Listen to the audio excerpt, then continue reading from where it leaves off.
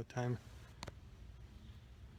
Conquer the Gauntlet Pro and Mud Run Guy contributor Evan Perperis here. We're at Motus Ninja's gym in Kansas City, specifically Lee Summit, Missouri. We're going to be showing a lot of the obstacles here. They've got a lot of awesome stuff here.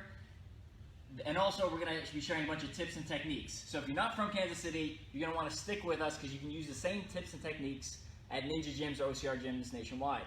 Joining me, I got Donovan, the classy ninja, 6-time American Ninja Warrior veteran and finalist, National Vegas finalist. Yes. I have Trisch, National Ninja League World Qualifier, and Jenny Overstreet, newest addition to the Conquer the Gauntlet Pro team. So let's start it off. We're going to start off with the floating doors, an obstacle you may have seen at Indian Mud Run, North American OCR Championships, or OCR World Championships. So Donovan, give us some of your techniques and tips here. So on the floating doors, boards, I would like to start off with getting your hands on the rings, just matching on each one. And foot placement is key on here, so make sure your feet are secure before you start to move your hands or anything. And if you can do this, you should make it all the way through any obstacle similar to this on the course. Just making sure you stay tight, lock those arms off, and get your 2 hands on the ring, and safely come into the dismount.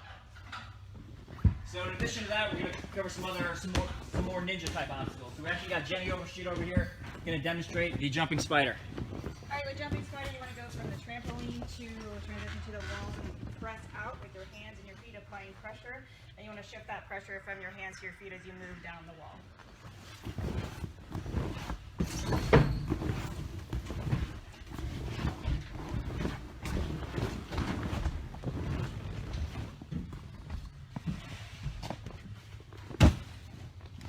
Since Donovan's made it to the national finals in Vegas, he's going to share with us some tips on some of the more high-flying obstacles. So we're going to show us some sideways laches using the, whatchamacallit thing there? The wing nut. So on the wing nuts, the lateral lache is very unusual, and you want to kick your legs and turn your body in the direction that you're going. Release the previous wing nut and catch the next one. There we go. So I'm turning my body and I'm kicking in the direction that I want to go. And once I'm ready, I'm going to release the previous one. Grab the next one. And you can see when he does that obstacle, he really commits. He goes for it, a lot of confidence. That's really going to help you on a lot of those obstacles, especially ones where you have to completely let go of the bar. We're going to take it back down a couple notches, go to something a little bit easier, something you actually see at OCRs, sideways monkey bars. This one's a little bit harder because it's on an unstable platform there. So Jenny, what do you got? So you want to turn sideways on this. I find that's the easiest way to do it. Grab and use some momentum and work your way up that ladder. You can match hands if you need to, or go one at a time, either way. I actually find it easier sometimes to actually, if you have the strength and the arm reach, to actually skip some bars. A couple less movements makes it a little bit easier. Now in Motus Ninja's gym, they have a lot of atomic climbing holds hanging from a lot of the rig structure here.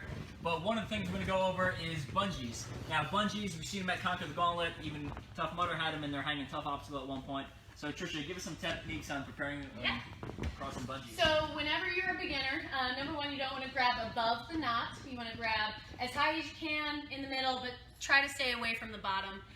So what I would do is start with a match grip, just like you did on the ladder over there. And then whenever you go, you want to keep a lock off. So keep your arms bent at an L angle. And then as you go, you want to try to keep those knees up. That way you are not holding all of your body weight until you get to the very end. So some good tips there. Like Tricia said, you want to avoid the bottom. When you grab the bottom, it's going to stretch more because there's more bungee above you, right? So good tips there. Another obstacle we've seen at some of the Conquer the Gauntlet races is the floating boards, which the first time they introduced them decimated the field pretty good. So Donovan, what do you got for us? How do we cross these floating boards with ease? So on some of the floating boards, they may be unstable, so if you happen to grab one side before you grab the other, it'll tilt. So I recommend that you grab them at the same time, and while you're traversing down, that you're locking your arms off, but when you get to the end and you're trying to rest and build up a swing, go with straight arms. That's going to save a lot of energy. And also notice my thumbs, they're not underneath the board, so you want to keep them on the side, and when you're ready to get to the next one, that's when you bring your arms again, and once you're going down, that's when you engage the lock off, and when you're going to dismount, straight arms, and then release. So Donovan showed some of those Laches type movements on the floating boards, but let's say you're not at that level yet, and you're just going to want to do regular bars. Now, we haven't really seen many obstacle course races with straight up Laches in it, but it is something you want in your kit bag, right? Because you never know when an obstacle course race is going to introduce it as one of their obstacles.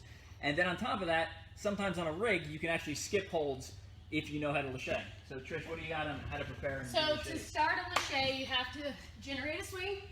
So we want to bend in the back and then kick our legs in the front to generate that big swing. Then you want to focus on the regrip. So notice in my backswing that my hands are shifting. Once you feel comfortable, you're going to release. Keep those hips up. Catch with the bent arms. That way you're not holding all of your weight again. So you can see Motus Ninja Gym. They got a lot of great stuff here. We got warped walls. We got treadmills over there. As you can see, the giant rig structure, which you've seen in the background of some of this stuff. A lot of versatility here that you can change out depending on your skill level and your difficulty, you know, how hard you want to make it. But one of the things that I think often gets overlooked is balance. Now, some races have some challenging balance obstacles, and then a lot of the ninja competitions have a lot of balance that knocks out even some of the best ninjas. So Donovan, what are some tips to help us prepare for? So the slack line is the entry level of balance. So if you're on a slack line, the best method is to get on it and off it as quickly as possible. So the less steps you take, the less room you have for error. There's nothing wrong with going slow. If you don't feel like going a full extend at the obstacle, you don't have to. You can go 1 foot at a time. And you want to keep your arms out and your leg out to counterbalance your movements. So if you don't want to run across, you can just take your time. There's nothing wrong with it. And then on some other obstacles where you want to run, and more steps are a casualty. If you take more steps, it's dangerous. So you want to get on it and off it as soon as possible. So I'm going to take as less steps as possible to beat this obstacle. So if you're just joining us, we're at Motus Ninja Gym in Kansas City, Missouri, specifically Lee Summit. So if you missed some of the video, you're going to want to go back and rewatch it and catch all the tips and techniques that these awesome athletes provided you from both the ninja and the OCR world. But let's say I live in Kansas City, I'm from the area, or I'm passing through and I want to come to Motus Ninjas and do some training. Yeah. You know, do you have day passes, punch passes, yearly passes? You know, Yep. what's here at the gym? So we have monthly passes. They are unlimited for open gym. We do them for members and for non-members. Members are $49 and non-members are $69. You can pop in the gym whenever we're having open gyms. We do them Monday through Thursday and all day on Friday and Saturdays. We also have punch cards. We do 4 punches for $50 or 9 punches for $99. Both great deals. Again, you can hop in whenever you want. And then we also offer classes throughout the week and on Saturdays. And do you coach any of those classes? I do. Actually, I coach the Motus Fit Kids, which is functional fitness, and then I coach a couple of the 5 p.m. ninja classes. So yeah. Awesome. So you're getting expertise coaching there here at Motus. Also competitions. You guys have competitions? We do. We have held a few competitions here, and our next one is March 8th. We're going to do an in-house competition, so follow us on social media to catch up on details for that next competition. And then also make sure you're following Mud Run Guide on social media.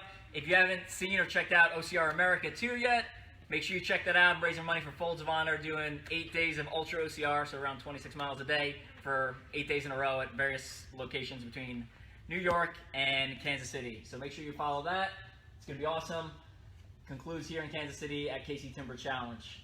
All right, I think that's about it. Again, come check out Motus Ninja Gym. It's a good time.